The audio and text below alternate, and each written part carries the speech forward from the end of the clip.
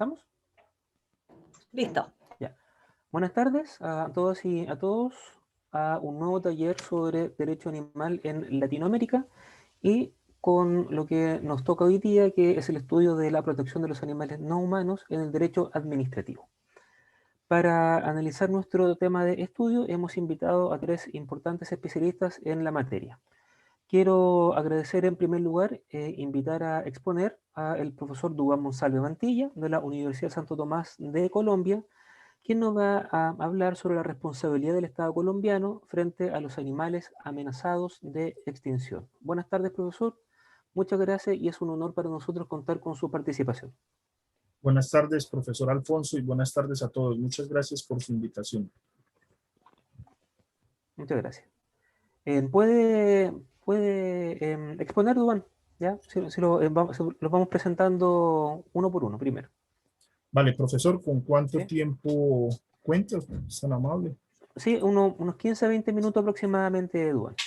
Ok, bueno, muchas gracias. Entonces trataré de ser muy concreto con el tiempo. Bueno, un saludo, muchas gracias. Los saludo, como decía el profesor Enríquez, de Colombia, un país bastante megadiverso, y de ahí precisamente pues la intención de lo que siempre he intentado abordar, por lo menos profundizar un poco, que es el tema de la biodiversidad en todo su conjunto, pero específicamente lo que tiene que ver con los animales amenazados de extinción. Entonces, bajo esa perspectiva, pues es importante sobresaltar que nosotros en Colombia hemos hecho un esfuerzo, o se ha hecho un esfuerzo históricamente, llamémoslo de alguna forma, por ir transitando, ¿cierto? Por esos cambios paradigmáticos desde un antropocentrismo puro y duro, ¿cierto? Propio de nuestro Código Civil, que es del siglo XIX, ¿sí? Ya hacia 1970, digamos, con todo este auge de las políticas medioambientales, expedimos el Código Nacional de Recursos Naturales.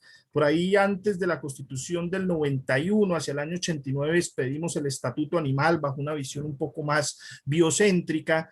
La Constitución del 91 recoge algo de esos avances que se venían dando en el mundo, pero asumimos una visión un poco más ambiental, ¿cierto? Un poco más ecocéntrica, incluso biocéntrica, alrededor de los animales. Y más recientemente, pues nosotros hemos adoptado algunos estatutos, como la Ley 1774 del 2016, en donde nosotros cambiamos esa consideración de los animales como cosas, ¿cierto? Dejando atrás ese antropocentrismo puro y duro propio del Código Civil, y asumimos desde el punto de vista legal, legislativo, la consideración de los animales como seres sintientes, con la incidencia que ello tiene evidentemente en el ordenamiento jurídico colombiano y evidentemente también en la estructura de la sociedad como tal. Pero pues es una ley que la asumimos desde el año 2016, es decir, no lleva aún 5 años de haber sido expedida, por lo cual digamos que está en plena maduración.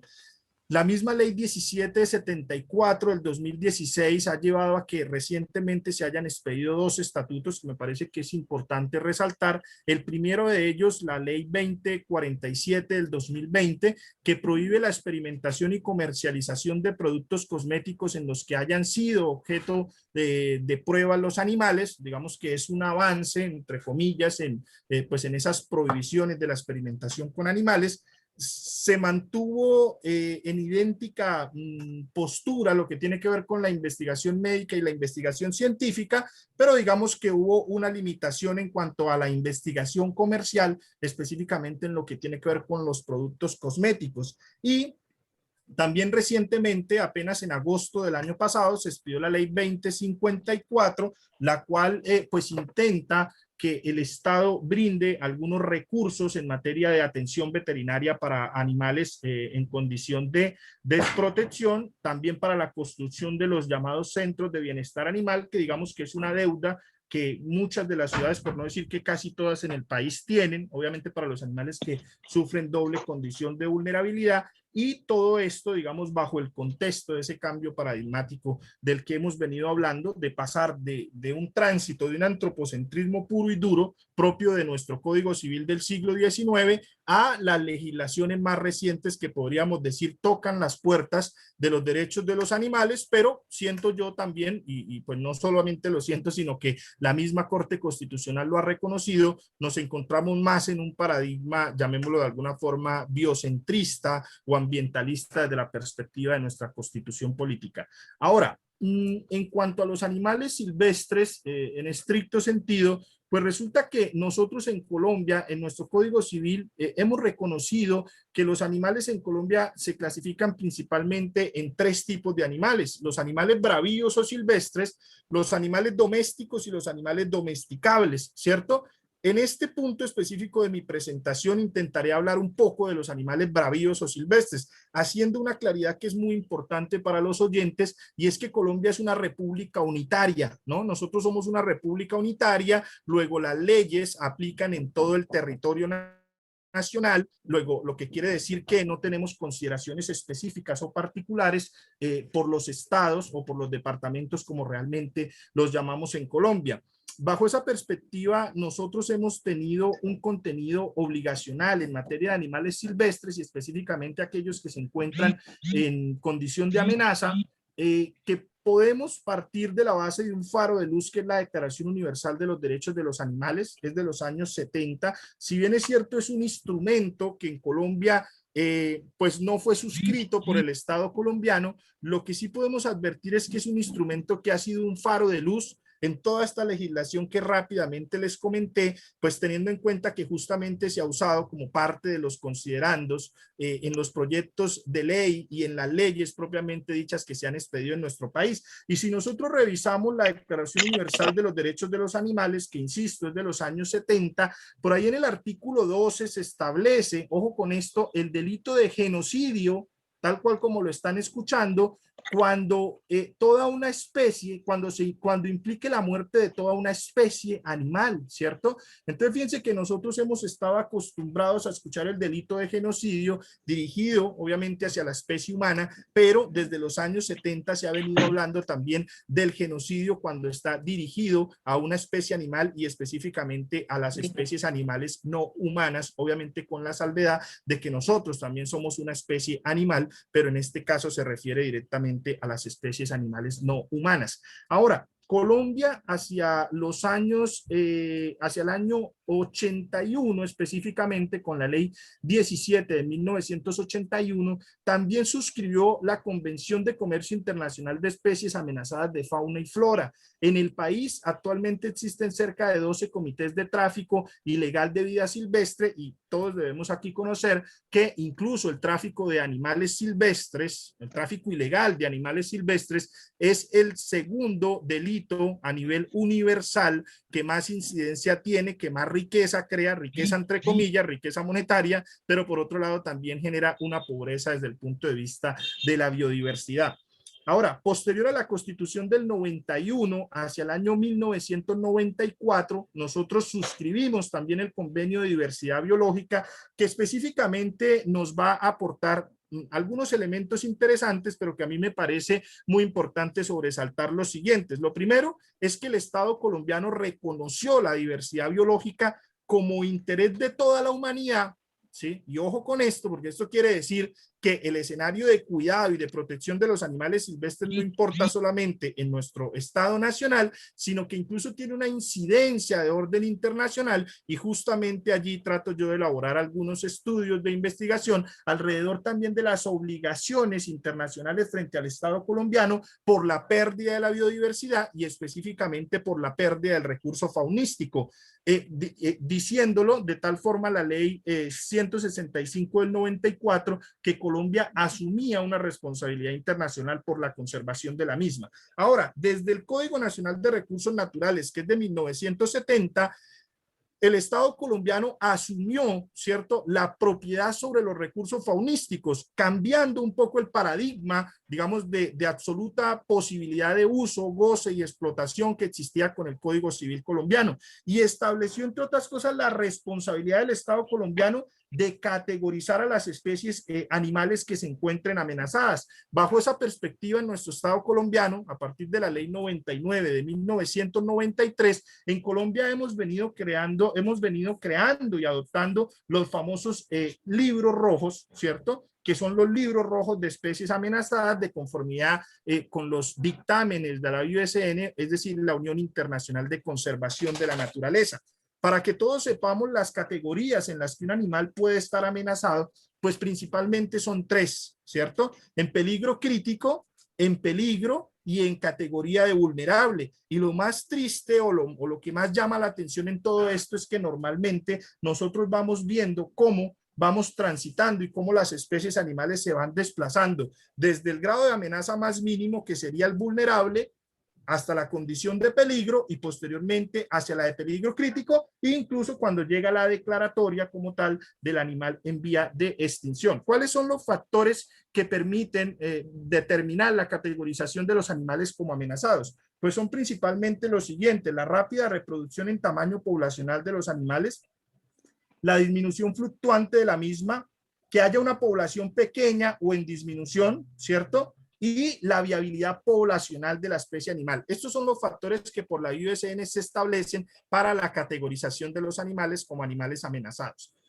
Recientemente en Colombia se expidió también el Plan Nacional de Desarrollo 2018-2022 del actual gobierno de la República, y fíjense ustedes que a mí me llama mucho la atención la línea estratégica ambiental, en el sentido de que se denomina producir conservando y conservar produciendo, línea específica de biodiversidad y riqueza natural, activos estratégicos de la nación. Pero en este aspecto tengo que hacer una claridad, y es que por investigaciones particulares que he hecho y consultas al gobierno nacional, pues resulta que nosotros no actualizamos nuestra resolución o nuestro acto administrativo de acogimiento de libros rojos desde el año 2007.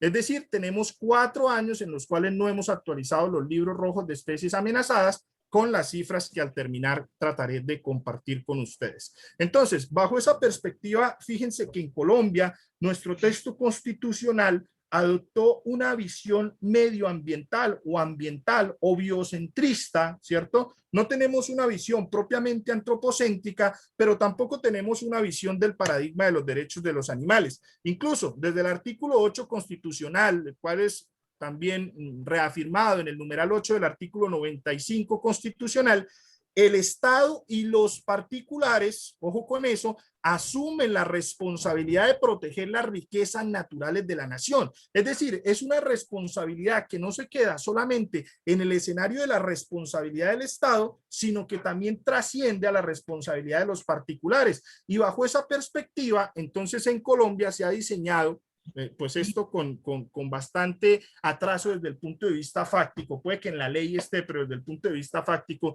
digamos que no hay ese dinamismo. Nosotros en Colombia tenemos algunas categorías dirigidas directamente a la protección y a la conservación de las especies amenazadas. Entre ellas, por ejemplo, encontramos el establecimiento de reservas, santuarios, territorios fáunicos, las vedas, ¿cierto? Las vedas frente a ciertas especies animales, las limitaciones en materia de investigación con animales, la regulación de la caza. Recientemente la Corte Constitucional también en un pronunciamiento pues determinó que dentro de las categorías de caza, que son de fomento, de control comercial o industrial, existía la categoría de la caza deportiva, la cual fue eliminada del ordenamiento jurídico colombiano a través de un pronunciamiento de la Corte Constitucional. Ojo con esta: la repoblación de la fauna silvestre, la regulación en materia de zoológicos y museos, el control permanente de la fauna silvestre, el establecimiento de obligaciones y prohibiciones generales y el establecimiento del régimen sancionatorio del procedimiento ambiental, que lo encontramos regulado por ahí en una ley que es la ley 1333. Ahora, en materia propiamente de derecho administrativo, nosotros en Colombia hemos asumido como un medio de control que también es una acción constitucional, es decir, es una acción constitucional contemplada en el artículo 88 de la Constitución Política, pero que también tiene la doble cara de la moneda de ser un medio de control de carácter administrativo, en lo contencioso administrativo, que nosotros la hemos denominado la acción popular. Y la acción popular le permite a cualquier ciudadano, porque es una acción que no se requiere derecho de postulación, es decir, no se requiere que se haga a través de abogado o a través de apoderado, le permite a cualquier ciudadano, ¿cierto?, que una vez haya agotado el requisito de procedibilidad, es decir, una exigencia previa para entrar a la jurisdicción, le permite al ciudadano acudir directamente a señalar la protección de una especie animal específica o asumiendo los derechos colectivos o los que en Colombia se han denominado como de tercera generación de protección al medio ambiente, e incluso nosotros tenemos en la ley 472, artículo 4, un literal que específicamente señala como un derecho colectivo de nuestro Estado colombiano la conservación de las especies animales e incluso de las especies vegetales. ¿Qué ha sucedido con la acción popular? Yo pues me he dedicado mucho tiempo a estudiar los fallos en materia del Consejo de Estado, que es nuestra máxima o nuestro tribunal de cierre en materia de lo contencioso administrativo, y resulta que en Colombia no se han encontrado mayores fallos al respecto, pero esto tiene que ver con una crítica ahí específica, y es que en Colombia por mucho tiempo se asumió que la especie animal no se protegía salvo que se demostrara que con la ocurrencia de un daño irreversible frente a esa acción animal se afectaba directamente al ser humano. Es decir, si usted iba a reclamar directamente la protección o la conservación de la especie animal, casi que tenía que probar en qué medida la desaparición o la amenaza de esa especie animal terminaba afectando en últimas al ser humano. Entonces es una crítica específica al respecto. Y más recientemente también desde el punto de vista del derecho administrativo, con la transición hacia la ley 1774 del 2016, es decir, esa consideración de los animales como seres sintientes, pues nosotros incorporamos a nuestras autoridades públicas las obligaciones, no solamente obligaciones en materia contravencional, ¿cierto? Contravencional administrativas o policivas, es decir, en la instancia administrativa, para sancionar aquellas conductas o aquellos comportamientos que directamente contravengan o que se generen hechos que atenten contra la fauna, tanto la fauna doméstica como la fauna silvestre, sino que adicional a eso, como tuvieron oportunidad de verlo con el doctor Alejandro, también nosotros establecimos el delito de maltrato animal como un delito que tiene una consideración también desde el punto de vista del derecho penal específicamente.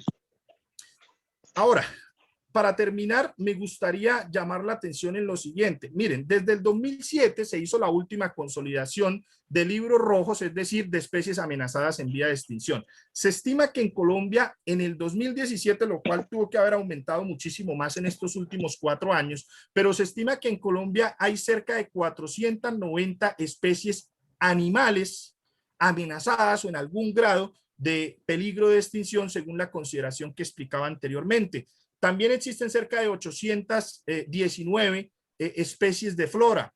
Y fíjense que solamente tenemos planes o programas de conservación y de protección en algunas especies animales específicas. Por ejemplo, el oso andino, la tortuga marina, el caimán, los manatí, el cóndor, que es nuestro animal insigne y se encuentra en peligro de extinción, los felinos, las serpientes, pero digamos que nosotros tenemos realmente pues un desabastecimiento bastante grande en materia de planes y de protección de nuestra fauna silvestre amenazada, porque tenemos 490 especies animales amenazadas y realmente solamente contamos con máximo 15 planes y programas de manejo, cifras que las saco justamente directamente de la solicitud que elevo al gobierno nacional en ese sentido. Y la pregunta fundamental que emerge cuando nosotros hablamos de amenaza, de extinción y de extinción de especies animales es qué sucede cuando efectivamente una especie animal se extingue. Creo que todavía cuento con 4 minuticos, ¿sí? Entonces, realmente lo que sucede cuando una especie animal se extingue es que se produce ecosistémicamente hablando lo que hemos denominado como un daño irreversible, es decir, no hay forma de devolver, no hay forma de compensar ese daño que se produce en el ecosistema con la desaparición de una especie animal. Para poner solo un ejemplo, en Colombia, como les decía, nos encontramos actualmente en estado de amenaza a nuestro animal insigne, que es el cóndor. Ahora, las obligaciones directamente en nuestro estado, como un estado o república unitaria, recaen principalmente en los ministerios, específicamente el Ministerio de Medio Ambiente, pero por nuestro diseño institucional también tenemos las corporaciones autónomas que son las administradoras del recurso a nivel regional, es decir, a nivel de los departamentos y de las jurisdicciones regionales. todo ello en últimas conduce a que la extinción de una especie animal termina produciendo lo que actualmente hemos venido denominando como un daño ecológico puro e irreversible. Unas cifras para terminar. De 1970 a hoy, la población de mamíferos, anfibios, aves y reptiles se ha reducido en más de un 60%. Se dice que nos tardará cerca de 3 millones de años recuperarnos de la extinción masiva de especies que estamos viviendo. Un dato un poco alentador: posterior a la suscripción de los acuerdos de paz en Colombia, se han descubierto cerca de 150 nuevas especies animales en áreas de conflicto, en áreas de posconflicto, de donde salieron los grupos armados y en donde pues ya no están haciendo presencia. Ahora, para terminar, en Colombia y en el mundo, el Programa de las Naciones Unidas para la Protección del Medio Ambiente ha reconocido que nos encontramos en una nueva era, que es la era de la sexta extinción de especies animales. Es decir, al mundo ya no solamente le debe importar el problema del cambio climático, sino que el problema de la pérdida de la biodiversidad es quizás hoy en día, de la mano con el cambio climático y de forma complementaria, los problemas más latentes, más importantes y que más amenazan la convivencia y la vida de la humanidad. Y por último, quisiera terminar contándoles, es mi responsabilidad ética y profesional, que Colombia es uno de los países en donde se hace más difícil defender el ambiente. Somos el primer país del mundo en materia de asesinatos a líderes sociales. Desde el 28 de abril y al día de hoy llevamos 15 días en jornadas de protestas y movilizaciones con cerca de 45 civiles muertos y cerca de 1.000 desaparecidos.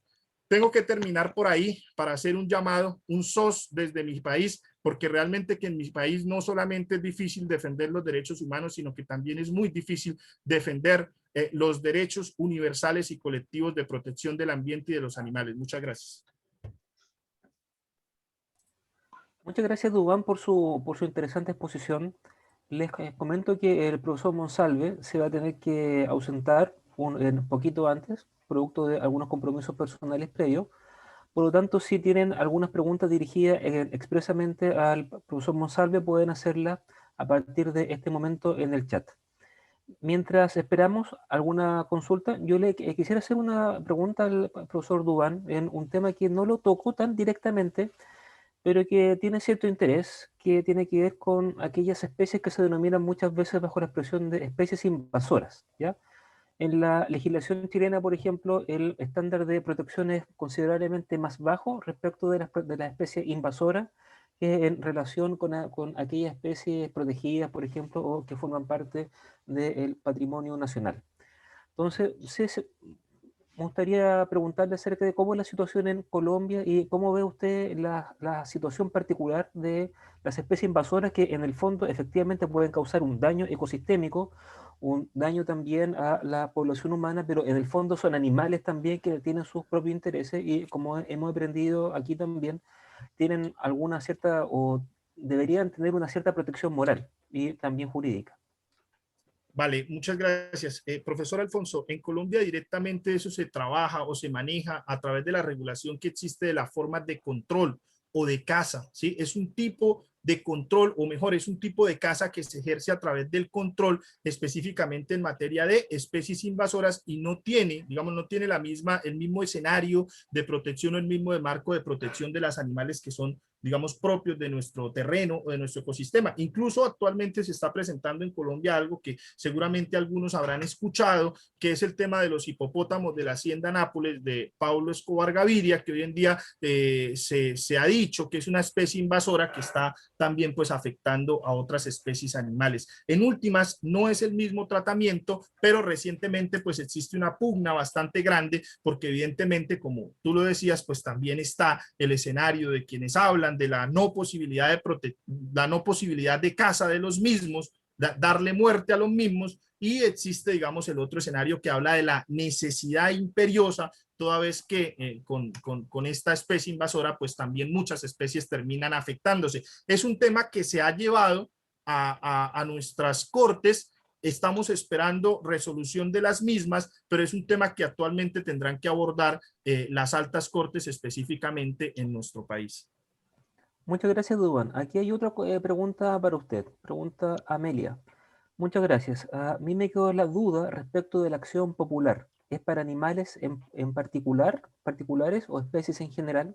Ok, bueno, muchas gracias. Sí, no, mira, el tema de la acción popular en principio, ese literal C del artículo 4 de la ley 472 del 98, se refiere a la protección y conservación de las especies animales bajo una perspectiva global. Insisto, justamente ahí viene el problema, porque nosotros partíamos de la base de una consideración del animal no como sujeto de derechos, incluso a hoy no existe ese reconocimiento, incluso a hoy en una reciente jurisprudencia de la Corte Constitucional bastante controvertible por demás, pero en Colombia el animal se ve como un recurso faunístico. Por eso les decía yo y les explicaba que se protege en la medida de ser un derecho colectivo que irradia en el ser humano. Es decir, sigue existiendo, hay una visión del animal no como un sujeto de derechos en estricto sentido, sino como, digamos, como un recurso que sirve también al ser humano. Pero me gustaría advertir que esta ley de la acción popular es una ley de 1998 bajo un paradigma diferente al paradigma de la ley 1774 del 2016, que establece la consideración de los animales ya no como cosas, sino como seres sintientes, y creo yo que se está transitando en ese camino de ese cambio de la consideración de los animales bajo la permisión de utilizar, incluso yo tengo por ahí un escrito alrededor del derecho procesal constitucional en favor de los animales, porque creo que mientras nosotros tengamos esa formalidad del derecho procesal constitucional, pues en última los animales van a quedar desprotegidos porque pueden tener muchas garantías desde el punto de vista sustancial, cosa que también pasó en los derechos humanos, pero desde el punto de vista procesal puede que nos quedemos cortos. Sin embargo, insisto, la acción popular desde el punto de vista de los derechos colectivos, pues digamos que es la que está llamada ahora, en este momento, en principio, digamos un poco en la garantía también de los derechos y de la permanencia y de la existencia y sobre todo de la conservación y protección de estas especies que entran en algún grado de amenaza. Muchas gracias, Dubán, por su excelente exposición, por la respuesta a las preguntas. Muy claro todo.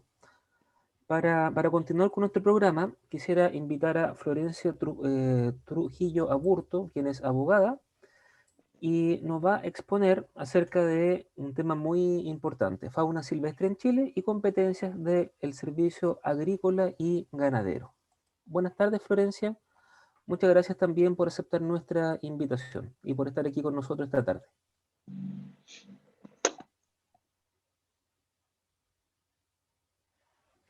¿Está muteada? Ahí sí. Hola, buenas tardes. Bueno, primero que nada felicitar al profesor Dubán por la claridad con la que ha expuesto la realidad de Colombia en materia de políticas públicas de protección a la fauna silvestre y además de biodiversidad. Yo también quiero en esta ocasión, además de conversar acerca de las competencias administrativas en materia de fauna terrestre, digamos que es el Servicio Agrícola y Ganadero, me gustaría también ahondar en la convención CITES, que es una convención que también mencionó el profesor Dubán, y que particularmente en Chile es muy importante porque después de haber estado décadas en una categoría de incumplimiento, el Estado de Chile, por no tener una legislación nacional de aplicación, por fin esta fue dictada el año 2016. Entonces me gustaría también un poco hacer un recorrido por lo que ha significado la implementación de CITES en Chile y las competencias y el desempeño que ha tenido en este recorrido histórico el Servicio Agrícola y Ganadero. Primero, señalar de que antes de presentar la PPT, primero señalar de que en materia de fauna terrestre, porque tenemos también la fauna hidrobiológica, en materia de fauna terrestre, la autoridad competente es el Servicio Agrícola y Ganadero, la autoridad administrativa. Y en este sentido, este servicio se debe regir básicamente por dos normativas legales. Una es la propia ley orgánica del Servicio Agrícola y Ganadero, la ley, digamos, que rige los procedimientos sancionatorios, administrativos, etcétera, que señala cuáles son las competencias de del director nacional, de los directores regionales, etcétera. Pero también, y es muy importante porque tiene que ver con el aspecto sancionatorio, los procedimientos, etcétera, pero también se rige por la llamada ley de caza. Un nombre poco feliz para una ley que es una ley, digamos, de conservación de la biodiversidad, especialmente fauna terrestre. La ley de caza es, las últimas modificaciones que sufrió, digamos que experimentó, fueron hace ya mucho tiempo, el año 96, justamente con la incorporación de algunas normas que se remitían a la Convención CITES. Posteriormente se dicta, se hacen modificaciones al reglamento de la ley de caza en el año 98, es decir, estamos hablando de normativa que en realidad ha sufrido muy pocas modificaciones, no obstante que por el lado, podríamos decir, Chile ha experimentado todo un proceso que tiene que ver con la renovación y el fortalecimiento de la institucionalidad medioambiental. Tenemos un Ministerio del Medio Ambiente, tenemos también una superintendencia, tenemos además un proyecto de ley que ya se encuentra en segundo trámite constitucional, que es el proyecto de ley que crea el Servicio de Biodiversidad y Áreas Protegidas, que dependerá de acuerdo a la misma ley 19.300, que dependerá del Ministerio del Medio Ambiente. Entonces, en Chile estamos viviendo una transición en lo que se refiere a protección, conservación y recuperación de la biodiversidad en materia de fauna terrestre. Es imposible pensar en protección o conservación si no hablamos también de protección de los ecosistemas y hábitat de estas poblaciones. Entonces, ¿qué transición estamos viviendo en Chile? Eso es lo primero que me gustaría dejar asentado. Una transición de transformación en el diseño institucional, que está desplazando todo lo que tiene que ver con conservación hacia un Ministerio de Medio Ambiente cuya dedicación exclusiva va a ser de conservación. Esto es muy importante porque tanto la Secretaría CITES como la OCDE han solicitado al Estado de Chile que estas materias queden bajo el paraguas administrativo de una institución única y que no ocurra la duplicidad que tenemos hoy en día, por ejemplo, respecto del SAC, respecto de CONAF, respecto de Cernapesca, donde tenemos que bajo esta misma institución se deben preservar intereses que naturalmente están destinados a colisionar. Me refiero, por ejemplo, en el caso del servicio agrícola y ganadero, es un servicio de fomento silvo-agropecuario y al mismo tiempo es un servicio destinado a cuidar del medio ambiente y para ello tiene, digamos, herramientas como la ley de caza y tiene una división dedicada a los recursos naturales. Lo mismo pasa con CONAF, por ejemplo, que es una corporación de fomento productivo, forestal, pero por otro lado, bajo su administración se encuentran las áreas silvestres protegidas, específicamente los parques nacionales. Bueno, y en realidad en Chile también hay un problema ahí con las áreas silvestres protegidas porque son muchísimas las instituciones que hoy día supervigilan y custodian o cuidan distintas categorías de áreas silvestres protegidas. Entonces, existe hoy una dispersión, pero es una dispersión que felizmente está caminando hacia la vía correcta en el sentido de que quede finalmente todo esto bajo un Ministerio del Medio Ambiente y específicamente bajo un servicio de biodiversidad y áreas protegidas. Dicho esto, me quiero concentrar en las facultades que tiene el Servicio Agrícola y Ganadero para el cumplimiento de convenciones internacionales de protección o, mejor dicho, de conservación, como es la Convención CITES. Entonces voy a proceder a compartir pantalla.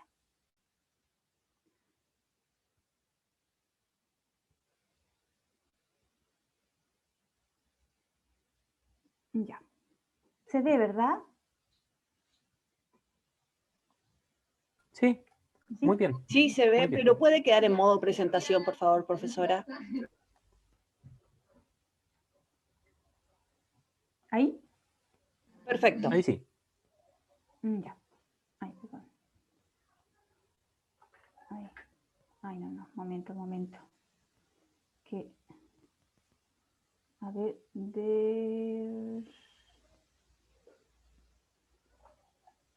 quiero retroceder. ¿Será esta? No, momento. A ver, voy a compartir de nuevo. Esto, compartir y modo presentación. Ya, ahora sí. Hoy. ¿Cómo retrocedo? Disculpen. Ah, acá. No. Espérense un poquito. Sí. No se preocupe, Florencia. Ahí sí, ahora sí, ya. Bueno, entonces, habiendo dicho que la autoridad administrativa CITES en Chile para la fauna terrestre es el Servicio Agrícola y Ganadero, por otra parte tenemos autoridades científicas y autoridades de observancia, vamos a tratar lo que es la convención, esta convención sobre el comercio internacional de especies amenazadas de fauna y flora silvestre y su aplicación en Chile. Entonces, estos son logos de distintas conferencias de las partes de distintos años en distintas partes del mundo. Incluso en Chile fue la conferencia del año 2002 y la próxima conferencia de las partes es el año 2022 en Costa Rica. Y este año debiese ser la reunión del Comité de Flora y Fauna de CITES. Entonces, vamos.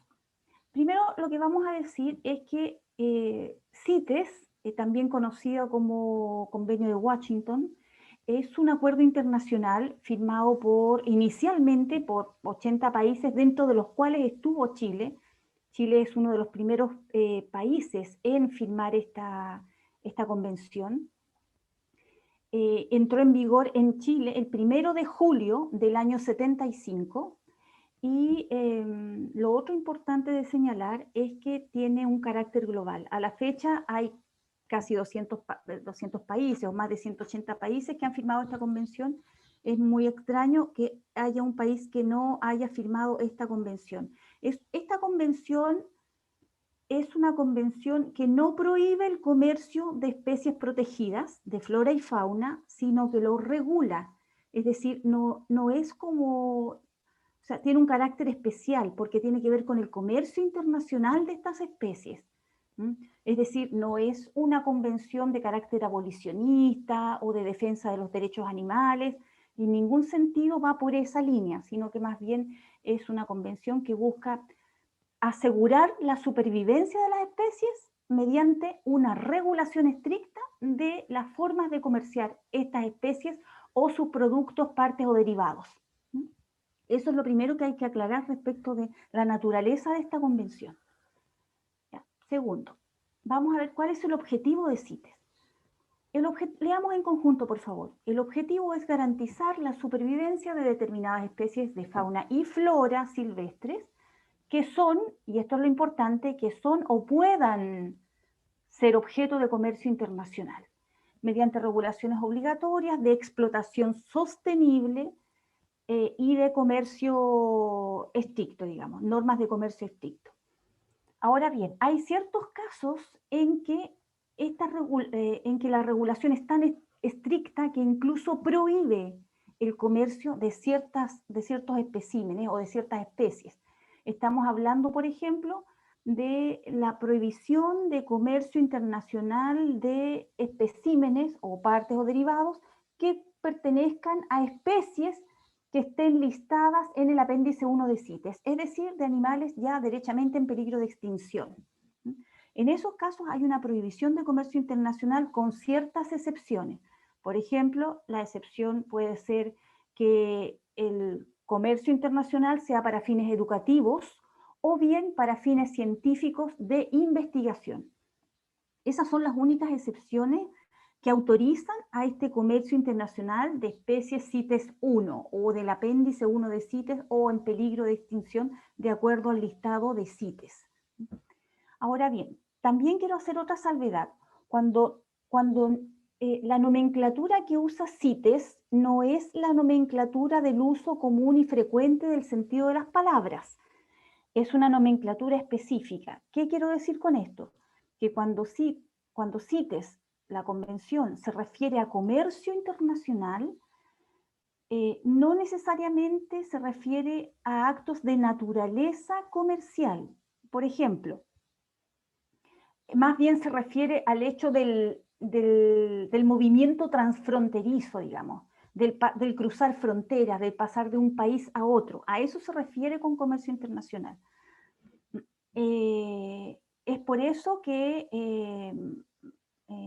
bueno, dentro de este sistema de comercio internacional es que se permite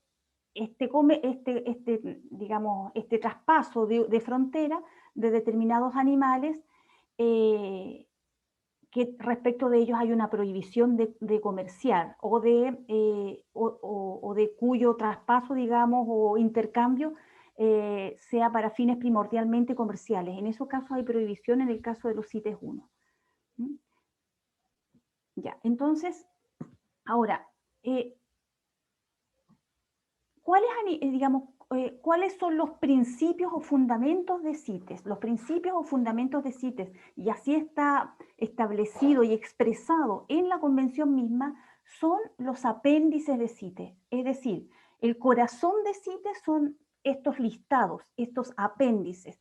Tenemos varios apéndices, pero nos vamos a concentrar en el apéndice 1, el apéndice 2 y el apéndice 3. ¿Por qué son tan importantes estos apéndices? Porque son una clasificación de las especies de acuerdo a su estado de conservación o de amenaza. Es decir, aquellas especies que están derechamente en peligro de extinción de acuerdo a CITES, porque pueden además estar en peligro de extinción en alguna distribución geográfica y no en otra. Eso también hay que tenerlo presente. O puede que haya una subespecie en peligro de extinción, pero no toda la especie. Entonces hay ahí varios matices que hay que considerar. Ahora bien, dependiendo de esta clasificación, CITES 1, CITES 2, CITES 3, dependiendo de esto es que las normas de comercio internacional, o sea, de traspaso de fronteras, va a ser más o menos estricta. Siguiente, por favor. De veras que soy yo la que estoy exponiendo. Ya, entonces veamos qué especímenes se incluyen en el apéndice 1, 2 y 3. En el apéndice 1 se incluyen todas las especies en peligro de extinción que son o pueden ser afectadas por el comercio internacional. Por ejemplo, puede que una especie no se haya declarado propiamente en peligro de extinción, pero que sin embargo se trate de una especie rara o escasamente conocida. En el caso de las especies raras o escasamente conocidas, esta categoría se homologa normalmente a la categoría en peligro de extinción. Esto es por aplicación del principio precautorio. Por lo tanto, en el apéndice 1 se incluyen todas las especies en peligro de extinción que son o pueden ser afectadas por el comercio internacional. Y en el apéndice 2 se incluyen especies que, si bien en la actualidad no se encuentran en peligro de extinción, podrían llegar a esta situación a menos que el comercio esté sujeto a una reglamentación estricta. Es decir, en el fondo se busca prevenir. Por ejemplo, ¿qué animales exóticos se encuentran en CITES 2? Los leones se encuentran en CITES 2, los osos, el oso gris se encuentra en CITES 2 también. En el caso de la fauna autóctona, el lobo marino de 2 pelos, que se conoce como el lobo de Juan Fernández, es CITES 2, es decir, podría llegar a estar en peligro de extinción si no fuese por estas medidas de protección o de restricción de captura, por ejemplo. Y en el apéndice 3 se incluyen todas las especies que cualquiera de los estados partes de la Convención manifiestan que se hayan sometidas a reglamentación dentro de su jurisdicción, y con el objeto de prevenir o restringir su explotación se necesita la cooperación de otros estados. Es decir, en resumen, hay un país que considera que para proteger una especie que no está declarada en peligro de extinción, pero que desea protegerla o tener un régimen jurídico de mayor protección, pide colaboración a otros países, y estos países colaboran con esta especie que queda categorizada en apéndice 3. Tiene que ver con la cooperación internacional. Entonces, básicamente tenemos apéndice 1, apéndice 2 y apéndice 3. Ahora bien, ¿cómo se realiza materialmente esto del intercambio o del comercio internacional de estas especies de los apéndices respectivos? Se realiza mediante lo que se llaman los permisos de importación y de exportación o reexportación. Estos permisos son especies de pasaporte que son emitidos por las autoridades administrativas de los países y que se emiten después de un pronunciamiento de la autoridad científica también de estos países.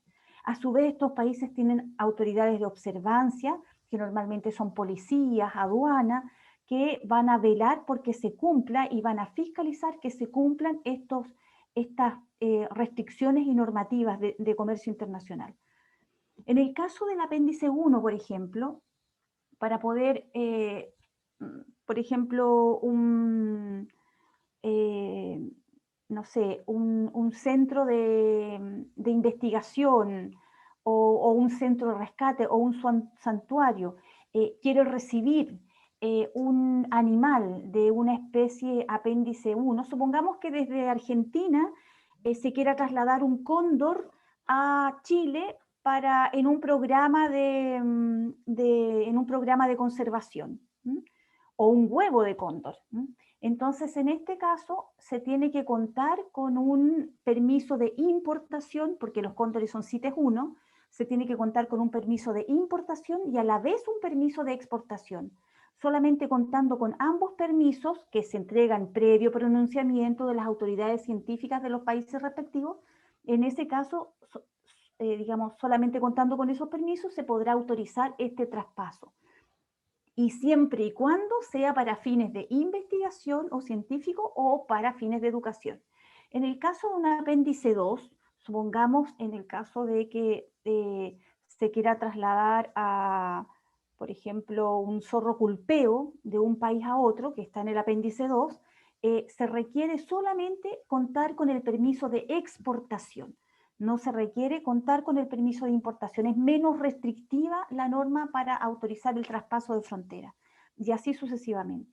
Entonces, esto es muy importante porque de alguna manera sí se lleva el control del ingreso y egreso de animales de acuerdo a estos apéndices. Ahora, la pregunta ¿es vinculante las normas de la Convención, sus resoluciones y decisiones son vinculantes para los estados signatarios? La respuesta es sí, absolutamente.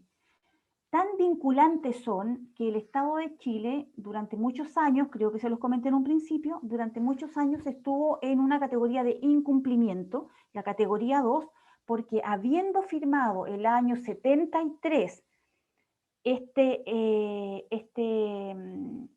convención internacional, habiendo sido ratificado por el Estado de Chile y habiendo entrado en vigor o en vigencia el 1 de julio del año 75, estábamos al año 2014 y todavía Chile no había cumplido al menos con 3 aspectos de la convención.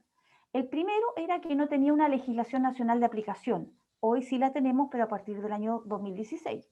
Pero al año 2014 no la teníamos y Chile ya estaba arriesgando embargos o sanciones internacionales producto de este no cumplimiento.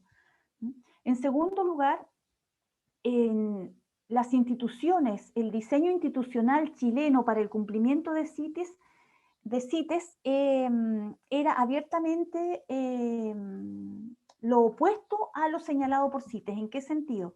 en que se daba esta duplicidad de que una misma autoridad administrativa era a la vez, por ejemplo, autoridad científica, que era el caso de Cernapesca. Y eso no puede ser, porque la autoridad administrativa es la que emite los permisos de importación y exportación, pero esto solamente puede ser previo pronunciamiento de la autoridad científica.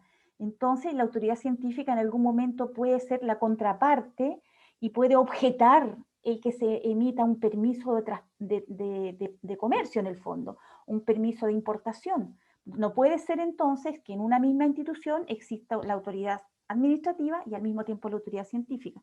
Por lo tanto, y por último, no cumplía tampoco el Estado de Chile porque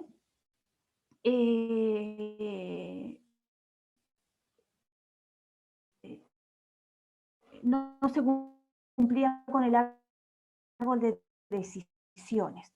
Y esto se encuentra refrendado en 2011, que es un dictamen que fue a propósito del caso de la elefanta Ramba. Y en ese dictamen la Contraloría analizó el grado de cumplimiento del Servicio Agrícola y Ganadero con el árbol de decisiones de la Convención CITES. ¿Qué es el árbol de decisiones? Es una resolución que, digamos, tiene varias versiones a lo largo del tiempo, se ha ido perfeccionando, pero es una resolución que establece una especie de orden de prelación respecto de los animales incautados o decomisados, sanción, digamos, vivos a infractores de CITES, digamos, o por conductas en contravención a CITES. Este árbol de si se incauta o decomisa un animal vivo, este animal vivo, bueno, tiene que ver si representa una amenaza sanitaria para el país, etcétera. Bueno, hay todo un tema, pero posteriormente a eso se tiene que ver en primer lugar la posibilidad de regresar ese animal al país de origen, es decir, a su área de distribución geográfica. En segundo lugar, si esto no es posible, en ese caso debe analizarse la posibilidad de llevar este animal a un santuario de animales.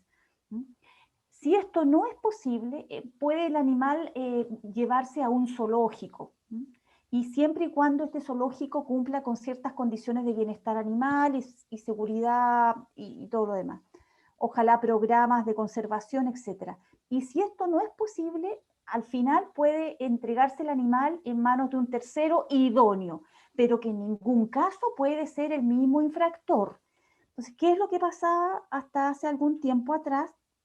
Que lamentablemente, ya sea por falta de recintos o porque no hubo en su momento una voluntad política suficiente, el Servicio Agrícola y Ganadero entregaba animales decomisados o incautados en custodia al mismo infractor. Y eso era un incumplimiento grave a la Convención y a las normas de la Convención. Por lo tanto, teníamos que no había una ley nacional de aplicación, había una duplicidad en las instituciones generando una controversia interna de intereses, y en tercer lugar estaba este problema del árbol de decisiones. Quedan 5 minutos, Florencia. Ay, ya, entonces me voy a acelerar. Ya, entonces, bueno, finalmente, después de todos estos tiras y aflojas, finalmente el Estado de Chile presenta un proyecto de ley el año 2014 que ve la luz el año 2016 a través de la ley 20.962 que aplica la Convención CITES en Chile. Y se genera un estatuto sui generis para el caso chileno, que no ocurre necesariamente en el resto del mundo porque no lo plantea así la Convención. Y es que CITES en Chile tiene dos estatutos jurídicos, dos. Uno para las especies exóticas CITES, que es esta ley, y otro para las especies nativas o autóctonas, que es, respecto de los animales terrestres, la ley de caza. Entonces, eso es lo primero que hay que dejar claro, y en este sentido se levantaron en su momento muchas voces críticas respecto de por qué tendrían que haber dos estatutos diferentes. Ahora bien, dentro de lo rescatable podemos decir que hay un artículo en particular de la ley 20.962 que destaca el rol que no tiene la ley de caza necesariamente, pero que sí lo tiene esta ley, que destaca el rol de la sociedad civil técnicamente competente y organizada en torno a la adecuada implementación de la Convención CITES en Chile, y que de alguna manera obliga al Estado a apoyar las iniciativas en este sentido. Estamos hablando de universidades, centros de rescate, centros de investigación, ONGs, fundaciones, etc. Y aquí tenemos algunos ejemplos de centros de rescate que dependen de privados, como el Centro de Rescate y Rehabilitación de Primates de Peñaflor, el de CODEF, otros que dependen de universidades, como el Centro de Rehabilitación de la Universidad de Concepción, tenemos también de la Universidad Austral, etc. El tema de las infracciones no tenemos tiempo de verlo en este instante, pero solamente quiero resumirlo de la siguiente manera. En esta ley tenemos dos tipos de contravenciones y por lo tanto de sanciones. Tenemos la infracción, que es en el fondo de carácter administrativo y cuya autoridad competente son los jueces de policía local, no el Servicio Agrícola y Ganadero. Y por otro lado tenemos el delito de contrabando. Y el delito de contrabando lo investiga el Ministerio Público, lo sanciona un juez penal, pero la denuncia y la querella solo la puede hacer aduana. Es decir, no es una acción pública como en el caso del delito de comercio indebido de las especies autóctonas o nativas. Es decir, si yo, Juan Pérez, puedo denunciar que en tal lugar se está cometiendo un comercio indebido de pudúes. Yo lo puedo hacer porque existe acción pública para eso de manera expresa en la ley de caza. Pero yo, Juan Pérez, no puedo ir al Ministerio Público y denunciar, o puedo hacerlo, pero el Ministerio Público no está en absoluto obligado y no va a hacer investigación si yo denuncio algo respecto de unos papagayos que se están comercializando con tráfico de animales, etcétera, o pieles de leopardo, lo que sea. Si yo lo denuncio, no sirve de nada en el sentido de que lo único que puede gatillar una investigación penal es la denuncia o querella de aduana. Quien investiga es el Ministerio Público. Entonces, ahí hay un problema, digamos, que se generó al concebir la aplicación de CITES en Chile bajo dos regímenes jurídicos. Uno para animales exóticos, CITES, y otro para animales nativos, CITES. Eso es lo que quiero que les quede claro. Bueno, estas son unas presunciones legales respecto del delito de contrabando. Lo importante también es el destino de los animales vivos, que también es importante el hecho de que haya un destino apropiado y aceptable, que es el término que utiliza la Convención CITES, y hay toda una resolución CITES que explica qué significa un destino apropiado y aceptable. Bueno, algunos casos que tienen que ver con historias de circo, de animales CITES, aunque CITES no gira en torno al tema del circo, de hecho este es un tema marginal, pero solamente lo quiero poner aquí a la palestra, porque de alguna manera los movimientos de defensa de derechos animales relacionados con el tema de circos con animales, gatilló que se creara una comisión investigadora en el Congreso que de alguna manera develó la situación de incumplimiento de Chile para con la Convención CITES, y a partir de eso se crearon compromisos para sacar el proyecto de ley y finalmente la ley CITES. Es decir, hay una relación estrecha entre este movimiento y lo que hoy tenemos como ley. Este es el chimpancé Toto, que fue rescatado de un circo. Este es el león gaucho, que también fue rescatado de un circo. Estuvo en el zoológico Buinzo en recuperación, posteriormente en un santuario. En ambas historias, las ONG de protección animal también jugaron un rol muy importante. Aquí tenemos el caso de la elefanta Ramba, CITES 1. Aquí está en el zoológico de Rancagua, ya por orden del juez. Y aquí está en el Santuario de Elefantes Brasil. Bueno, estaba porque ella falleció.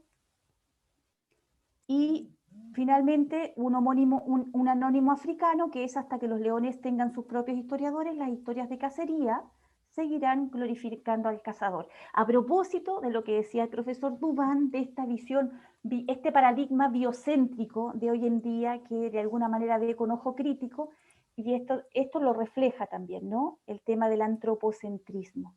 Muchas gracias. Muchas gracias, Florencia, por una aproximación a un tema muy importante, y por ir profundizando en las distintas dimensiones de esta regulación respecto de un marco que es bastante desconocido para la generalidad de los ciudadanos, y por acercarnos a este tema tan importante. Les recuerdo a nuestro asistente que sus preguntas las pueden ir dejando en el chat y al final de la tercera exposición, que es la última, las vamos a leer para que nuestras invitadas puedan responder a las preguntas. Para continuar con nuestro programa, quisiera invitar a Carmen Céspedes Cartagena, profesora de la Universidad de Tucumán, Argentina, que nos va a exponer acerca de las políticas públicas en resguardo del reconocimiento de los derechos de los demás animales. Buenas tardes, profesora, y muchas gracias también por acompañarnos esta tarde. Hola, Alfonso, hola a todas y todas. Muchas gracias por la invitación. Excelente las dos exposiciones. La verdad que la temática que estamos tratando, que tuvimos recién, me dejó con muchas preguntas y a la profesora Florencia después ya me contactaré para poder evacuarlas. Bueno, a ver si puedo compartir pantalla.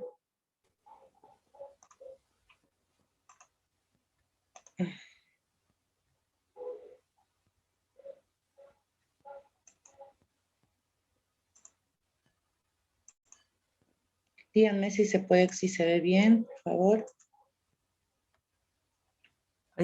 Ahí sí se ve pantalla completa. ¿Sí se puede ver la pantalla Bien. completa? ¿Sí? Bien. Bueno, mi tema, bueno, luego de estas dos exposiciones, más que nada me centro yo en la investigación y el trabajo continuo en políticas públicas de salud animal. Dentro de los años que llevo trabajando por el reconocimiento de los derechos de los demás animales, he visto la necesidad de poder incluir dentro de esta labor, que además de ser la labor jurídica que tengo como abogada y litigante en el derecho, he decidido participar de forma continua en la elaboración de políticas públicas referente a los derechos de los demás animales. Y en este camino he logrado visualizar, tanto a nivel provincial, que es la provincia en la que yo me encuentro, en Salta, al norte de la Argentina, ciertos vacíos, ciertos desconocimientos que han dejado de alguna manera en claro la vulnerabilidad de los derechos de los animales. Tanto es así que he visto hasta en ocasiones ordenanzas y leyes que simplemente han servido para darle una imagen al político, utilizando la necesidad y la vulnerabilidad que tienen los ciudadanos de poder lograr un cambio dentro de lo que es el reconocimiento de los derechos de los animales. Eso me ha generado, la verdad, que una gran molestia. He visto ordenanzas, he visto leyes donde se ha jugado con el desconocimiento de las personas, de los ciudadanos, donde se establecen objetivos que son difíciles de cumplir y lo que sumen de alguna manera al animal en retroceso en esos derechos que nosotros ya vamos de a poco en diferentes países logrando por los animales. Luego de este análisis, como les decía, me ha llevado a estudiar lo que son las políticas públicas y a poder adentrarme en la elaboración de la misma, tanto a nivel municipal como a nivel provincial. Inclusive hace muy poco tiempo también hemos logrado armar una ley, un proyecto de ley que se presentó con la doctora Lorena Bilistic, con la doctora Dafne Rodríguez, que nos acompañaron en este taller.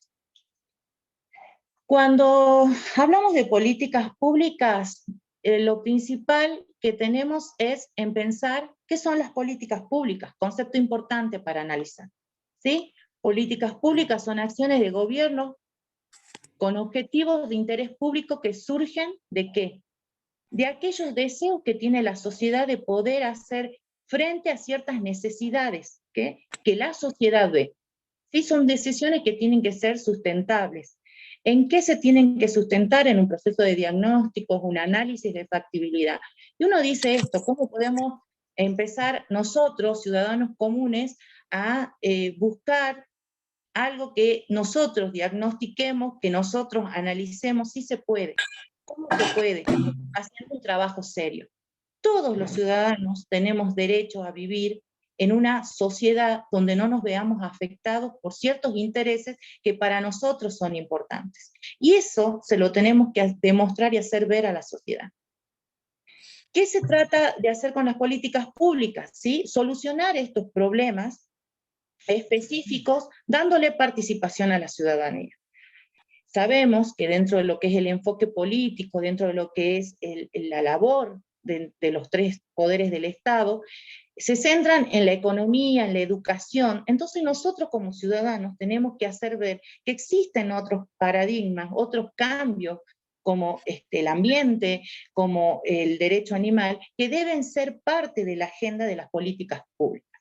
¿Cómo logramos eso? Trabajando en el activismo, tratando de incorporar esta temática de una manera continua y sin sacar el pie del acelerador, como digo. Este concepto, lo del Parlamento de Bruselas, es un concepto que viene trabajándose hace muchos años en lo que son las políticas públicas. Además de este concepto, es necesario decir que estas acciones, estas políticas públicas, se van a desplegar para el gobierno nacional, provincial y municipal en concordancia con la realidad social. Por eso es que digo que es muy importante la participación del ciudadano, el gobierno provincial.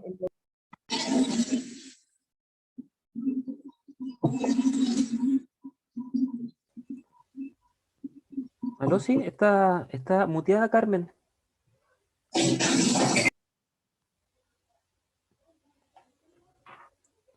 Carmen.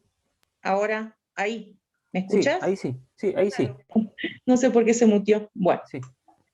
Te decía que estas acciones se van a desplegar tanto en el gobierno nacional, provincial y municipal. ¿Por qué? Porque la sociedad las va a poner a la pantalla, porque la sociedad va a visibilizar esta situación. Como les decía, desde un enfoque político, ¿sí?, se va a establecer estas políticas públicas en un determinado lugar.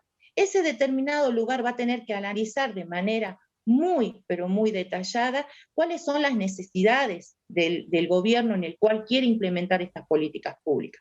Va a tener que armar un proyecto, va a tener que armar un programa, una estrategia, un plan de desarrollo, donde ese plan de desarrollo no le quepa duda al gobernador, al intendente o al un avance en el cambio de paradigma.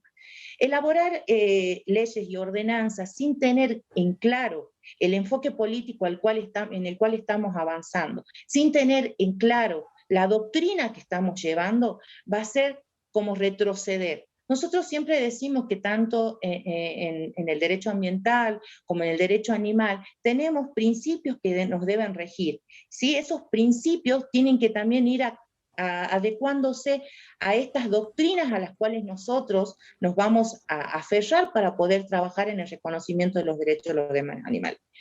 Hablar de bienestarismo en esta época en donde estamos tratando de abolir muchísimas cosas, porque el cambio climático nos ha puesto frente a una necesidad de decir qué está pasando, qué estamos haciendo, no podemos ser tibios en esto. Entonces, cuando como asesores legales en políticas públicas tengamos que trabajar en ello, vamos a tener que llevar el mensaje desde la primera reunión de que los animales merecen un trato justo y una vida y hasta una muerte digna, ¿sí? Reconociendo los derechos como seres sintientes. El primer día, la primera reunión, porque trabajar en políticas públicas nos significa llegar, tocar la puerta de algún gobernante y empezar el camino a que ellos puedan entender cuál es el mensaje que nosotros queremos transmitir y qué es lo que nosotros queremos visibilizar.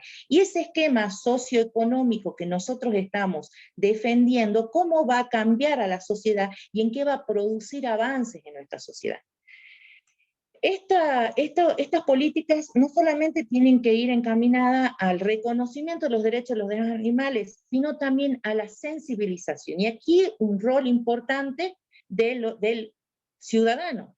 No nos sirve de nada nosotros tratar de darle derechos a los animales si no concientizamos. O sea, es un trabajo tan amplio el que hay que realizar en políticas públicas que no se nos tiene que escapar. Es una responsabilidad muy grande la que tiene el asesor o quien se dedique a trabajar, a elaborar ya sea modificar una constitución, ya sea elaborar políticas públicas a nivel municipal o provincial, donde no haya un vacío que nos permita equivocarnos, porque no estamos hablando de una cosa, estamos hablando de seres vivos que en esa oportunidad se nos está dando la posibilidad de cambiar su realidad. Además del concepto que les di de políticas públicas, ¿sí? Dentro de lo que son las políticas públicas hay objetivos y decisiones, ¿sí? Que va a llevar a solucionar problemas que la sociedad va a visibilizar, ¿sí? Ese objetivo, ¿sí? Tiene un proceso social y jurídico que de alguna manera va a producir una disputa o va a configurar un campo de disputa dentro de lo que es la política, porque sabemos que en la política, que es el lugar donde se va a debatir estos cambios, va a depender de la doctrina, va a depender del tipo de gobierno que se esté analizando, en el tipo de gobierno que se esté viviendo, el tipo de democracia que tengamos para que esta política pueda o no ser efectiva. Los actores de la sociedad deben asumir un compromiso de respetar a los animales y garantizar las condiciones para acceder a una vida justa. Esto es uno, lo dice García, es uno de los puntos principales que en toda la elaboración de políticas públicas debemos tener. Hacer partícipes a la sociedad. No podemos crear normas, no podemos crear ordenanzas, no podemos crear leyes donde no le demos participación a la sociedad. Cuando la sociedad siente que está participando de un cambio, llegar a ese cambio es más fácil, inclusive es más conveniente para los gobernantes porque esa participación va a ser de manera activa. Crear ordenanzas y leyes vacías de contenido, vacías de ética, vacías de moral, solamente letras que ordenen, que declaren, que establezcan, no nos sirve de nada. Todo tiene que ir encaminado a, no podemos esperar más tiempo, todo se tiene que encaminar a lograr un combo perfecto, porque volverse a juntar, a poder trabajar en la elaboración de una norma, de una ley, la verdad que no es tan fácil. Entonces, si tenemos esa oportunidad como abogados, profesores y quienes estén dentro del cambio de las políticas públicas, de establecer políticas públicas, y podemos llegar a esto, tenemos que trabajar en todo un combo completo. No solamente establecer normas, sino trabajar en la prevención y en la promoción, ¿sí? En las cuestiones de salud, por ejemplo, salud animal, la salud de los humanos, ¿sí? Y principalmente la salud de los animales no humanos, considerados como seres vulnerables, ¿sí? Sabemos que nosotros tenemos acceso a servicios públicos de la salud y hay animales, por ejemplo, en la provincia de Salta nosotros tenemos un hospital de salud animal al que pueden acceder los animales y de alguna manera en eso tienen reconocido su derecho a la salud. La Declaración Universal sobre el Bienestar Animal, la DUBA, nos establece cuáles son los derechos que tienen los animales. Lo puse como para que lo visualicemos. Sin embargo, cuando elaboramos estas políticas públicas, tenemos que tratar de traer normas de carácter internacional que nos puedan dar la fortaleza, porque no olvidemos que estamos hablando de animales no humanos, estamos hablando de animales que para ciertas personas llegan a ser todavía considerados cosas. Nosotros, en el avance que vamos haciendo en nuestras consideraciones éticas y morales, sabemos que no son cosas, pero nos cuesta llegar a hacerle entender cuando nos toca sentarnos a elaborar políticas públicas que estamos hablando de seres sintientes, conscientes y que merecen el trato digno. Estas políticas públicas se van a aplicar a todos los animales no humanos y especialmente a aquellos que pueden sentir. Eso es algo que debe quedar establecido en la elaboración de cualquier ordenanza de cualquier tipo.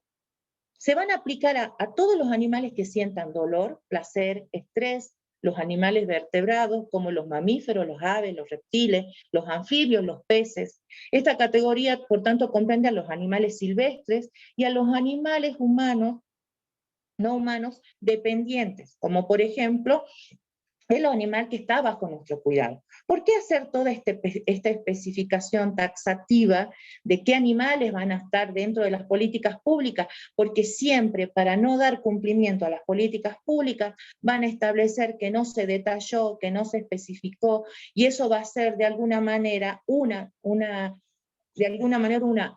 retroceso en poder efectivizar esa política pública.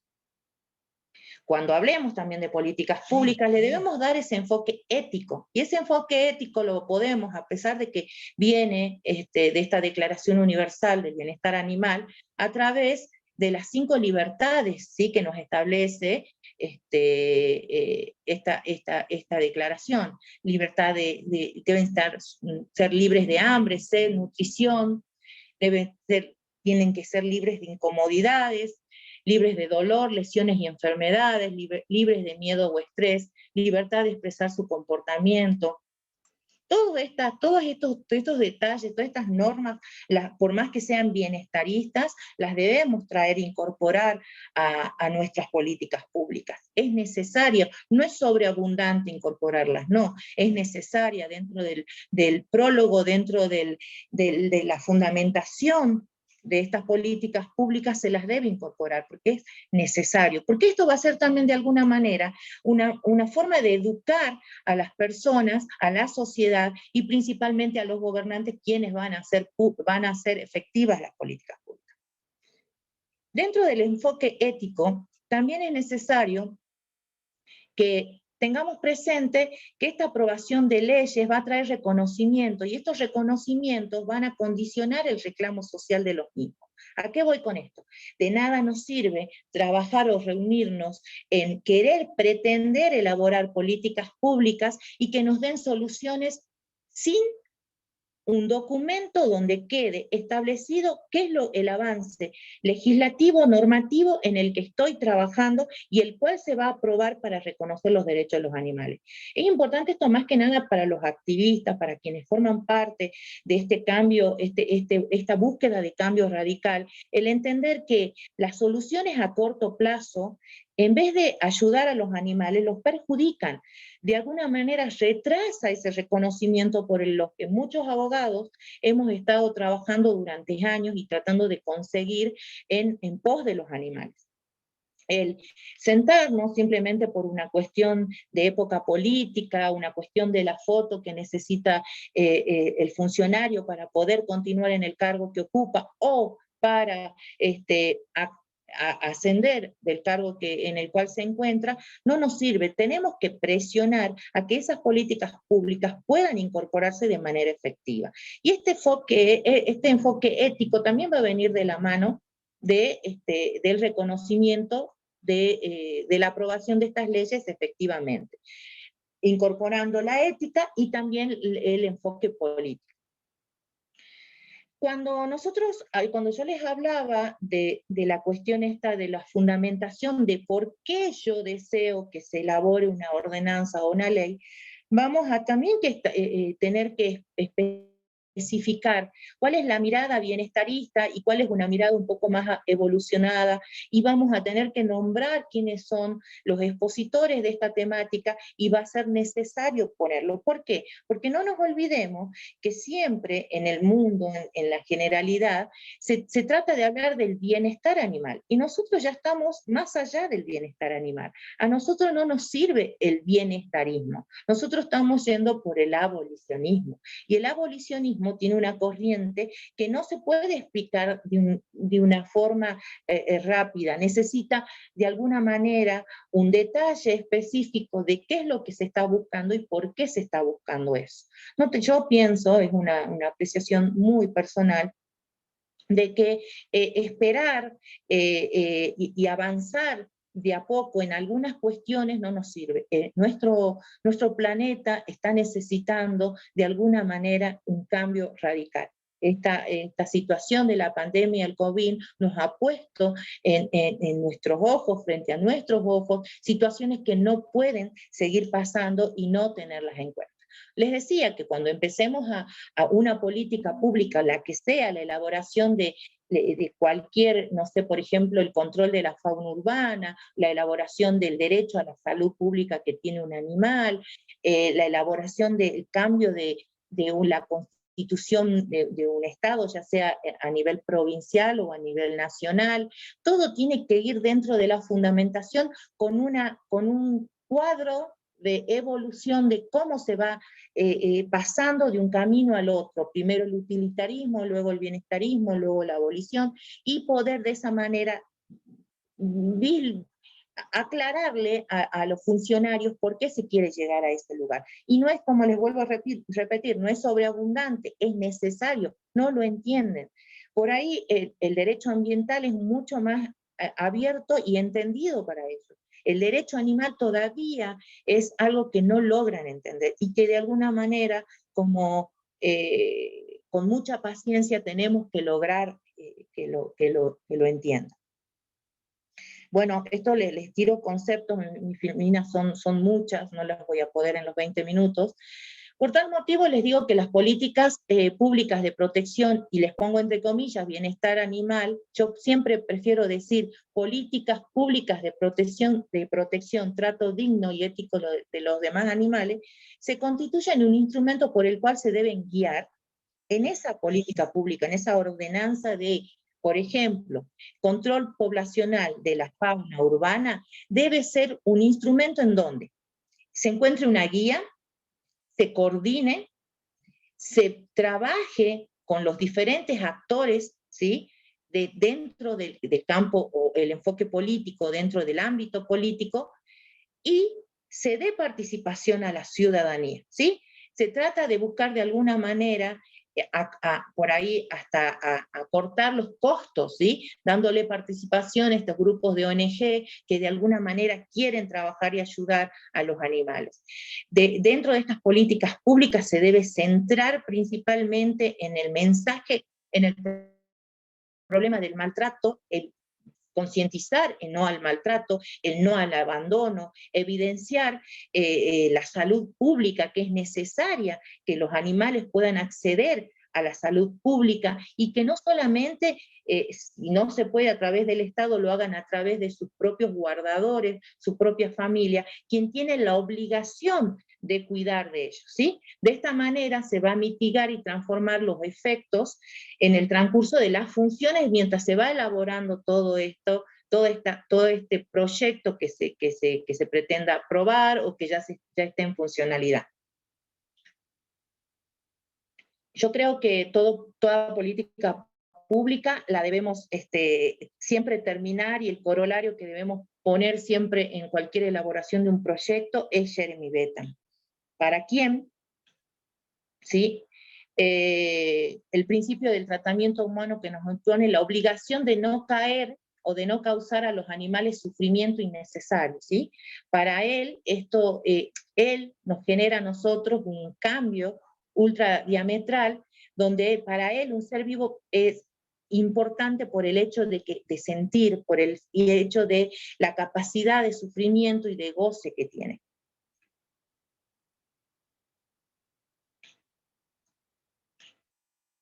¿Qué son las políticas públicas? ¿Para qué sirven las políticas públicas? ¿Qué buscan las políticas públicas? ¿Quiénes participan de ellas? Es un instrumento que va a estar orientado a la acción social y estatal. Acá lo dice la palabra. Se busca la acción de la sociedad junto y en conjunto con la acción estatal. Estas políticas públicas deben ser flexibles pero claras, que no permitan y no dejen lugar a duda para que el gobernante que venga pueda decir, no me queda claro este punto, no sé cómo hacerlo efectivo. Eso tiene que estar claro, pero puede tener flexibilizarlo de alguna manera para poder hacerlo efectivo. Nunca una política pública tiene que dar el margen a poder no querer cumplirla por parte de los funcionarios o gobernantes. deben ser innovadoras. Lógicamente, nosotros en el derecho de los demás animales, todas las políticas públicas que incorporemos van a ser innovadoras, porque estamos trabajando en un nuevo paradigma, en algo que estamos creando y formando día a día. Por eso les digo que es tanta la seriedad que debemos aplicar al momento de elaborarlo, que no podemos dejar lugar a duda a qué es lo que estamos buscando. ¿Buscamos bienestarismo o buscamos abolicionismo? Tiene que quedar claro. En nuestro camino y en el de mis compañeros, como de la doctora Lorena Vilsig, con quien trabajamos, la doctora Dafne Rodríguez, Liliana Farach, y muchos, la doctora Griselda Englar, hemos trabajado siempre en el abolicionismo, es nuestra línea. Y se deben adaptar. ¿A qué se deben adaptar? Obviamente deben ir en concordancia con otras normativas, y si esas normativas por ahí tienen alguna discrepancia que puede interferir en su funcionalidad, poder trabajar también en modificar esas y poder adecuarlas de alguna manera. No nos olvidemos que estamos trayendo algo innovador, algo que para muchos va a ser un cambio muy radical. ¿Qué buscan las políticas públicas? Soluciones a problemas sociales mediante procesos de planeamiento, las cuales definen una visión a largo plazo. Sabemos que las políticas públicas no nos vamos a reunir todos los años a elaborar o modificar la misma que un año anterior hemos hecho. Tenemos para un tiempo largo hasta volver a ver si necesita un cambio, y ese cambio también tiene que ver con cómo se elaboran las políticas públicas, y lo vamos a ver ahora. ¿Cómo empieza cuando yo le digo que la sociedad debe participar? La sociedad debe participar exigiendo, manifestando cuál es la necesidad que tiene y por qué el Estado debe participar de esto, y qué es lo que el Estado debe de responder para que nosotros tengamos una vida digna en la sociedad que vivimos. El Quedan Estado debe... 5 minutos, Carmen. ¿Sí? Quedan 5 minutos, disculpa la interrupción. Bien. Dentro de las políticas públicas, cuando empezamos a trabajar en políticas públicas, tenemos que primero empezar con lo que son los programas, ¿sí? Elaborar un programa. No vamos directamente a elaborar una ordenanza, una ley, vamos a un programa. ¿De qué se va a tratar estas políticas públicas? ¿Qué va a buscar las políticas públicas? Luego armamos el proyecto. Y en ese programa y en ese proyecto se van a poner en funcionalidad todos los recursos para poder llevarlo a la práctica. Por ejemplo, en el Plan Nacional de Acción por los Derechos de los Niños, Niñas y Adolescentes, ¿cómo se operativizó? Primero se lo hizo durante años anteriores a través de programas que se fueron realizando en diferentes municipios y provincias, para poder después, al final, unir todo ese trabajo y hacer como un censo de qué se logró, de qué se consiguió, y poder elaborar un proyecto provincial o municipal que pueda abarcar todo esto que se logró juntar como estadística. Las políticas públicas se van a referir siempre a procesos sociales y políticos que se desarrollan en el tiempo.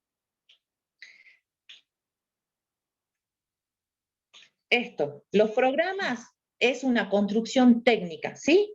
Y los proyectos se definen como una unidad mínima de asignación de recursos. En el programa ponemos todo lo que queremos de nuestras políticas públicas, y en el proyecto vamos a plantear los objetivos, y ya vamos a definir cuál es la función y la necesidad que pretende esa política pública para poder dar inicio a la ejecución de la misma. Se empieza de a poco, pero dentro de un marco totalmente comprometido y buscando la misma finalidad. Bien. Las políticas, los proyectos, los programas no se mantienen en el tiempo como fueron diseñados, van a sufrir modificaciones, y esas modificaciones van a ser por otras normas que se vayan incorporando. Por eso les dije que estas políticas públicas deben ser flexibles para poder adecuarse a las nuevas realidades que vengan, pero hay algo que no tenemos que permitir, que estas vayan en retroceso. Estas tienen que avanzar y tienen que reconocer, aunque sea un poquitito más, de esos derechos que ya hemos logrado conseguir a través de estas políticas. Esto es lo que yo les digo, cuando nosotros nos reunimos a poder debatir la elaboración de una política pública, vamos con el mensaje, el que yo siempre le digo, el mensaje de amor. Ese mensaje de amor tiene que avanzar a todos los estados, ¿no? O sea, no solamente al Poder Ejecutivo, sino también avanzar a lo que el Poder Ejecutivo tiene, como por ejemplo acá, a la educación. Demostrarle a los funcionarios que lo que nosotros estamos tratando de traer a la sociedad le importa todo, a los niños, niñas, adolescentes, a los adultos mayores, a la gente de una determinada generación, porque forma parte de un cambio que la sociedad lo está pidiendo. Entonces, trabajar en programas de educación, como por ejemplo eso, y mostrarle, hace 2 años que venimos trabajando en la educación en contra del maltrato y la crueldad animal, hoy necesitamos que esto se visualice en políticas públicas. Las políticas sanitarias tienen que ver con una cuestión de salud pública. Eso también se lo debemos manifestar a los funcionarios y decir que los animales humanos y los no humanos tienen que tener una relación de salud pública que de alguna manera que sea igualitaria. Minimiza los problemas de salud, tanto para los humanos como los no humanos. Reduce la desigualdad, tema muy importante en cuanto a ética y moral. Y de alguna manera va a racionalizar y aumentar la calidad de vida y eficiencia teniendo como referente la equidad y la ética. ¿Por qué? Porque yo como ciudadana y que he decidido formar parte, que de mi familia formen parte animales no humanos, yo tengo el derecho a contar con la salud pública gratuita para mi animal. Es un derecho porque he decidido capaz que no tener hijos humanos, pero he decidido tener hijos no humanos y tengo el derecho a reducir esa desigualdad existente. Entonces, trabajar en Salta, como les dije, tenemos un hospital de salud animal, muy prontamente lo van a tener en Neuquén, y así en diferentes lugares se está trabajando en eso. Bueno, la toma de decisión política puede cambiar un panorama social, puede cambiar la organización sanitaria de un país, una región, una localidad, y eso va a depender de qué, que un funcionario decida trabajar en políticas públicas relacionadas a los demás animales, va a depender de la ideología, de la actitud política que se plantea y las necesidades de ese tiempo, y la responsabilidad social, sensibilidad y el conocimiento. Siempre digo, cuando trabajamos en políticas públicas lo debemos hacer desde la educación, ¿sí? Plantear primero el camino de programas encaminados a educar, proyectos encaminados a explicar cuál es lo que busqué, lo que buscamos, y luego planificar de alguna manera a qué va encaminado la elaboración de esta política pública. Esto forma parte de la política pública, el presentar amparos, el presentar habeas corpus, el manifestar a la sociedad que tenemos la declaración de Cambridge, Toulon, todo esto nos sirven como herramientas para elaborar todas estas políticas públicas necesarias. Identificar, monitorear, planificar, evaluar y coordinar en cuanto a políticas públicas nos va a permitir que, por ejemplo, trabajar en un plan de control de la fauna urbana. Tenemos que primero monitorear y planificar qué es lo que buscamos, concientizar y sensibilizar a la sociedad a qué va esta política pública. La participación responsable de grupos sociales, el cuidado responsable de los animales, son temas que podemos traer a la elaboración y la educación, aunque la educación tendría que ser uno de los primeros puntos. El ciclo de vida de las políticas públicas, como les dije, es un modelo secuencial, ¿sí? Un modelo que tiene que tener una flexibilidad, tiene que ser innovadora, pero el ciclo de vida de las políticas públicas hoy, en cuanto al reconocimiento de los derechos de los demás animales, es algo que va a marcar un antes y un después, y por eso la responsabilidad de todos los que nos dedicamos y trabajamos en esto. En mi caso, en Salta, estos son parte de las políticas públicas que hoy nos han llevado a poder pensar en trabajar con la policía en el cambio, y los gobernantes ven esto como un avance y necesitan que todo esto se visualice a través de ordenanzas, de leyes que puedan visibilizar aquello que para ellos consideran que está bien. Dentro de la política pública nunca olvidarnos del principio de no regresión. ¿Sí? Nosotros ya hemos avanzado en algo, no podemos volver para atrás, ya se reconocieron, ya tienen derechos adquiridos, y esos derechos adquiridos no pueden volver pasos para atrás. La descentralización, sabemos que cada provincia, cada municipio va a tener su manera de organización, también tener presente eso, pero trabajar dentro de la heterogeneidad que tiene cada municipio o cada provincia. Bueno, tiene que ver con un detalle en cuanto a la Argentina. Bueno, esto es el Hospital de Salud Animal, fue uno de los avances que tuvimos en Salta, por ejemplo, en cuanto a la salud pública, donde se logró la igualdad, donde de a poco se va trabajando en esto, se dio la participación ciudadana, es muy importante la participación ciudadana, los principios que debe contener las políticas públicas, la progresividad, ¿sí? Hace referencia al reconocimiento de prestaciones mayores y superiores a cada uno de estos, y el de no regresión que les comenté recién.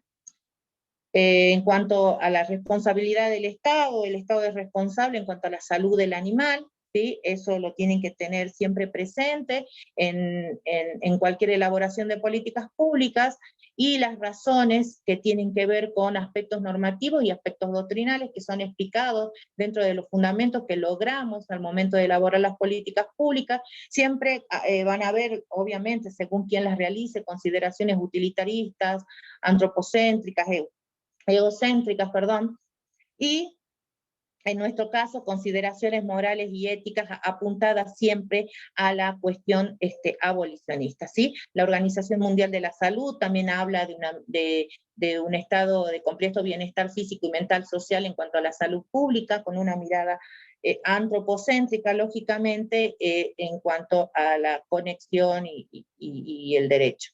Nosotros siempre hablamos de conclusiones abolicionistas, ¿sí? El efecto de la salud humana, ya sea un aprovechamiento físico, cultural o psicológico, pero va a depender si incide en condiciones de cómo nosotros nos sientamos ética y moralmente en el lugar, en la sociedad, si nosotros decidimos ser parte de una familia interespecie, una familia que requiere y busca de alguna manera la equidad para su animal conviviente. Tener en cuenta el artículo 19 del Pacto Internacional de Derechos Civiles y Políticos también al momento de elaborar políticas públicas, porque tiene puntos muy importantes, y bueno, estos son los avances que en Argentina se fueron dando, diferentes hospitales veterinarios municipales en varios lugares del país. Estos son por lo que ahora tenemos que luchar, por no más lugares de hacinamiento de animales, en contra de las granjas de cerdos, de las granjas de sangrías de yeguas preñadas, y bueno, esto es lo que se logró en mi provincia. Lógicamente se cambió ese cartel, ahí dice Hospital de Salud de Mascota y nosotros hablamos de animales, y bueno, esto es para mostrarles que se puede trabajar, cuesta mucho.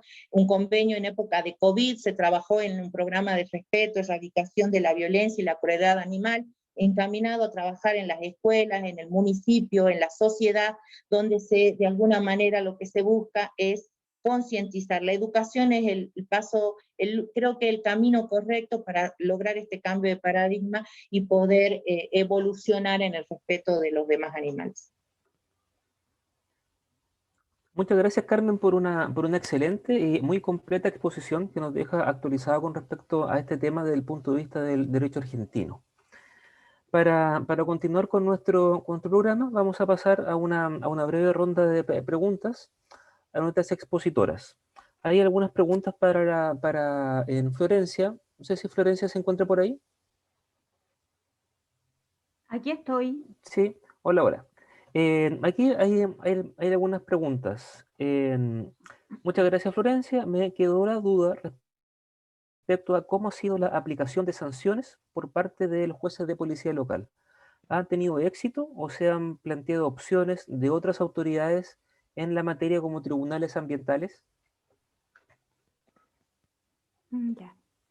Sí, bueno, en relación a la pregunta, la verdad es que efectivamente se han planteado opciones alternativas desde el punto de vista propositivo, ya sea a través de los tribunales ambientales o retornando a las competencias del Servicio Agrícola y Ganadero. Sin embargo, es esta ley la que está en vigor y las competencias se establecen por ley, por lo tanto, por ahora es la autoridad competente para sancionar conductas infractoras a las normas de CITES respecto de animales exóticos es y sigue siendo el juez de policía local.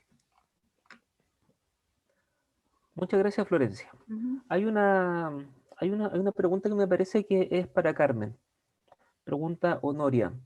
En las políticas públicas, ¿consideran la propuesta una salud que unifica los esfuerzos por la salud humana, animal, ambiental? Muchas gracias Sí, por la exposición.